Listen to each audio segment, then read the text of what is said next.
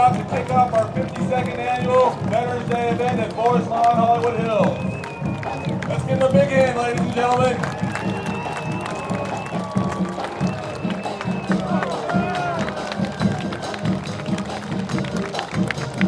Ladies and gentlemen, the Golden Star skydiving team has landed.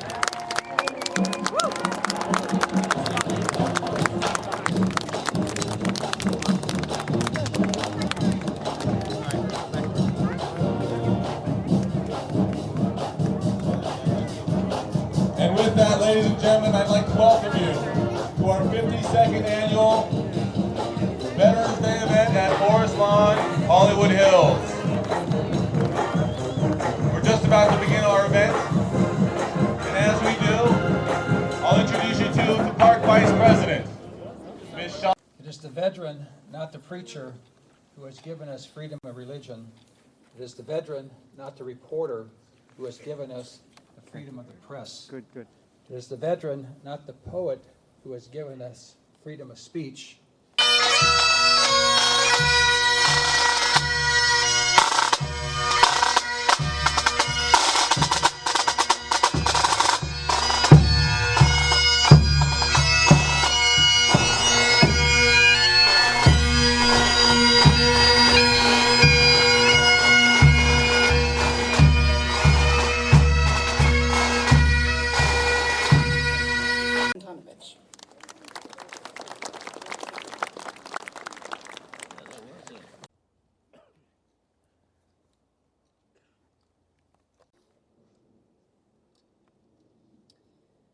We'd like to thank the Blue Eagles Total Force Honor Guard and the talented Nick Pounds for the beautiful rendition of our national anthem.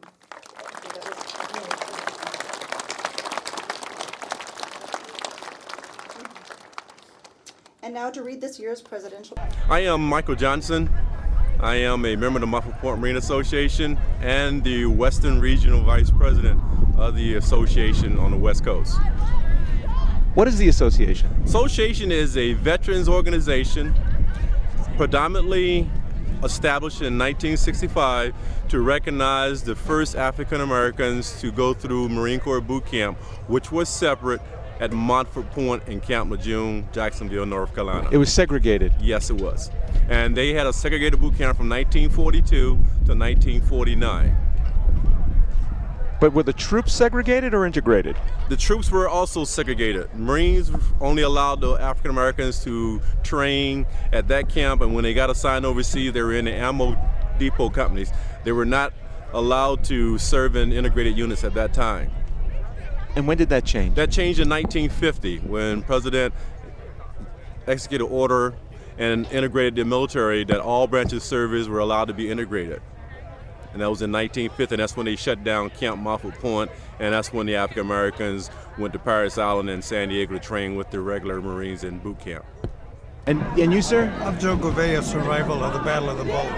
Battle of the Bulge? World War II, what year? 1944. Yeah, there were a lot of casualties in that battle. Pardon? A lot of casualties. Yes. I was wounded the fourth day, the 20th of December, 1944, at the Hurtgen Forest. Yes. Was it an important war worth winning? Very much so. Very much so. And thank God I'm here and alive. What would have happened if we hadn't won that war? I wonder. Yeah. What's your attitude towards fighting wars? I'm not in favor of wars, but sometimes they are a necessity, and I'm glad that we have our freedom. As a result, a lot of sacrifices, a lot of hurt, but it's worth it for a great, great country. What's your name? My name's Danny, and I'm a Kiwi. This hat that I'm wearing is a British World War II airborne paratrooper's helmet. Where did the British serve during World War II in Australasia? Australasia, they were based in New Zealand and Australia, but served up through Borneo and most of the Pacific Islands in that general area. Who protected New Zealand? Mainly the Americans came down there, set up defences, but New Zealand had our own army as well, so a lot of the guys stayed home and helped with home defense. Was there a threat from the Japanese?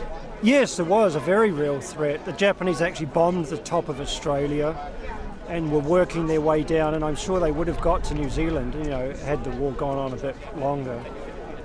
What kind of recognition is there for the American forces who came to Australasia's aid? There is a couple of small museums, several monuments in tribute to the Americans and the camps that they had there. Is there an acknowledgement, you think, in the modern generation? In the contemporary generation? It's still taught in the schools and that sort of thing, to appreciate what sort of job that the Americans did helping down there. And the Brits? Oh, yes. Yeah, New Zealand is very much under the British, still in the British Empire and the Commonwealth and that sort of thing. But will the All Blacks give them a break in rugby? No. We're the world champions again, so that's all that matters. You're active duty Coast Guard. I am active duty, yes. So is this part of the Coast Guard's outreach to the community? We like to do a lot of things like this. It educates the public on what we do. The kind of mission we do. It's the things we do out on the ocean. Public safety, educate them on weapons safety, things of that nature.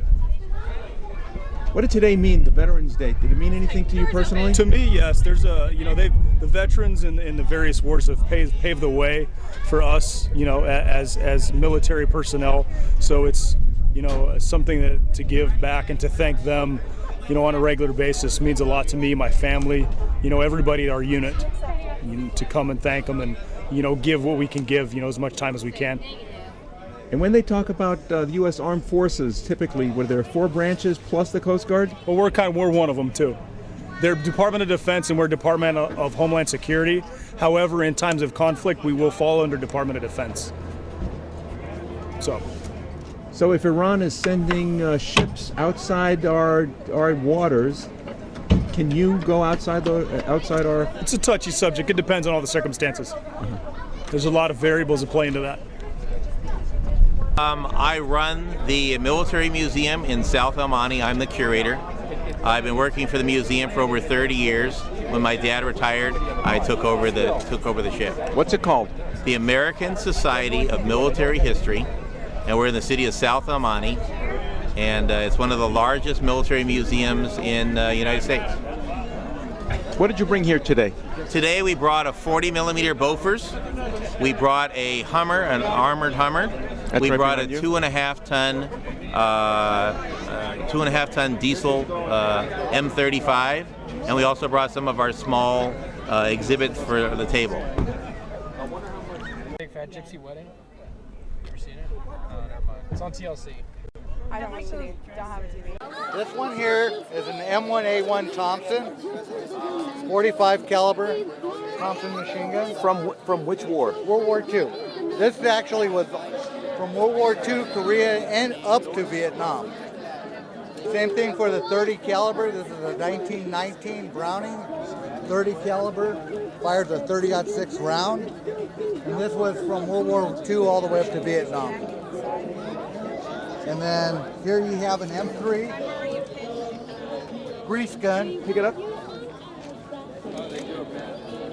What do you call it, a grease gun? Yes, grease gun. It looks like a grease gun. That's why they called it a grease gun. But it's a machine gun. Yes, and it fires a 45 caliber, and that was used in World War II, Korea, and Vietnam. The one I'm holding here is an M1 Garand, World War II, Korea, and we gave them to the Vietnamese during the Vietnam conflict.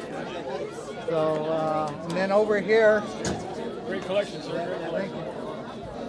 And over here we have a 1929 Thompson, which was only used during the very early parts of World War II, because they switched over from this to the M1A1 Thompson. The reason they did away with this is because of the magazine. It held 50 rounds, but the problem was the weight. So they switched over to the M1A1. There's a 45 caliber too. Fires a 45 caliber round. Yeah. And is that belt fed? Can I see that? This one here? Yeah. Yes, the Browning 1919 30 caliber belt-fed machine, air-cooled. Like I said, this was used World War II, Korea, and in Vietnam. What is this? This is the 58 caliber mini ball. This is the bullet that was fired by these weapons. It was invented by a Frenchman named Georges Minier. So by the time you got to the United States, it became the mini ball. And is that before it's fired or after? This is before it's fired. What does it wind up looking like after it's fired? Well, here's an example of one that's been flattened. A lot of times this is soft lead, it will flatten on impact. That's what caused a lot of the damage and then serious wounds inflicted during the war. You mean on impact to a human body? They will flatten out if they don't break apart. It sounds like a bloody war. Indeed, it was. Over 500,000 people died during the war. 500,000 Americans? 623,000? 620-ish. Yeah, 623,000. Over yeah. 600. Over 500,000. You think it could ever happen again? Civil War? A civil war in America? What do you think? I think it could. Especially today, you have so many different races living in America. It possibly could happen. Politics. A race war, class war, political war? I think all the above. The way the economy is, the way politics have gone, it's possible. Hopefully we learn from our mistakes, but it's hard to say.